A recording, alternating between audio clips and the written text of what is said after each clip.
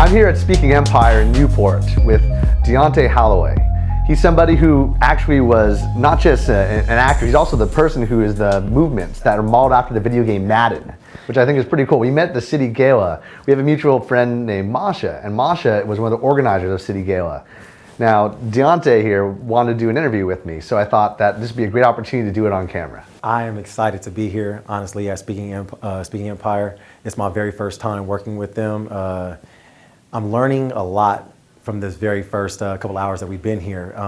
And honestly, to see Nick here, I was like, wow, okay. Now I'm seeing more people from the City Gala that I just met. So I'm like, you know what, I chose the right time to jump on board and get involved.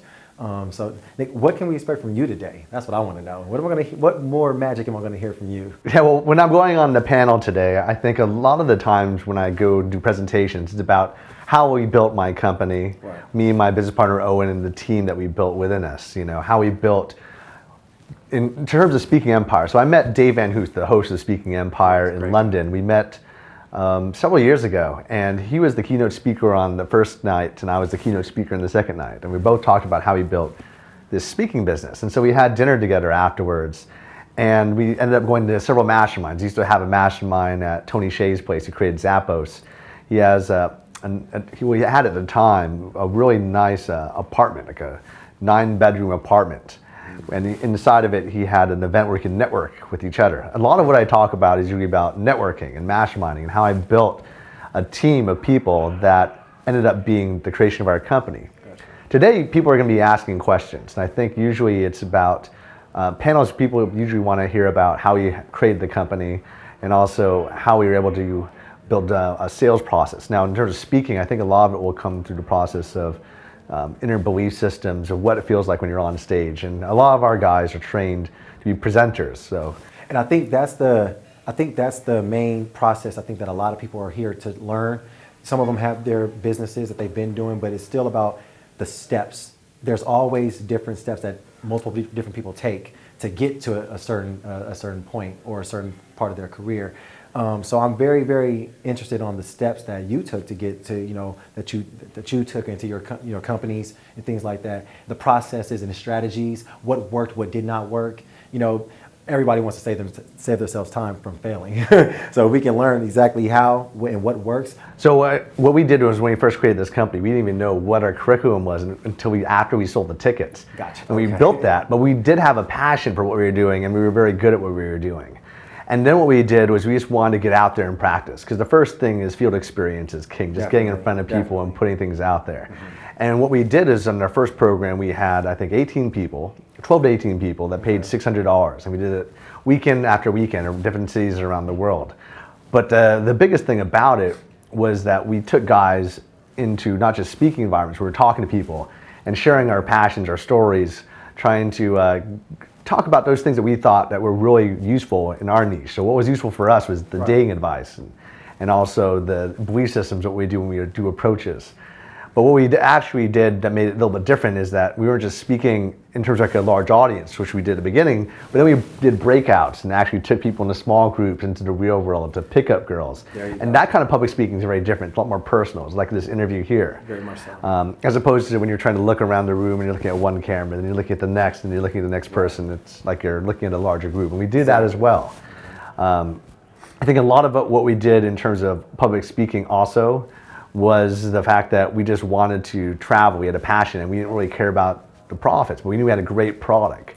And as a result of just trying to give as much value as we could in the fastest amount of time possible. You know, the slowest person kind of gets out of the game fast. Speed of execution is king. And in terms of building the empire and infrastructure of everything, we're lucky because most of what we did was we built through the internet, through communities. We had discussion boards where people were talking about the topics that we were interested in sharing about. And then the questions that people were asking about was what inspired us to create the content of what we ended up giving. So they're getting their questions out, and you guys are just basically providing the answers for them to go apply, and seeing kind of by trial and error at the beginning, which turned into more so of. Well, I think that for us, a lot of it came from the fact that we were our best versions of what we thought the avatar is for our customer. Okay. And so by knowing what we wanted deeply, that was kind of missing in the market, and also from spending hours. I know that my business partner, Owen, he would spend hours every day writing and just putting posts and articles and responding to posts. Right. And that gave us a very good mindset of what people were interested in our niche. Gotcha. My mentor, Corey Rudel, he always talked about this, like how you could find a client avatar and find out what your customers want through discussion boards on the internet. And that's actually how we marketed, because we would contact people on these discussion boards and then say, hey, I'd love to talk to you more about this, because he said, hey, thanks for responding to my question. Cool, I'd love to talk to you more about this. Here's my phone number. And we would just get people on the phone. A lot of people are kind of concerned about that, because they're like, who are these random people on the internet? Exactly, right? exactly. People are scared of what's online nowadays. Okay, so in summary, let's say, I'll actually ask this. What is your best advice you could give someone starting out fresh, and when it comes to either business standpoint, like you said, you helped create somewhat of Speaking Empire. How do you get, what would your best advice be on just helping someone start out fresh, or that has a great idea? Like you said, we had a great idea and we knew what we wanted from it. So what would you say with somebody that has a great idea? What would be the most important thing that you would actually tell them that they need to have or should do?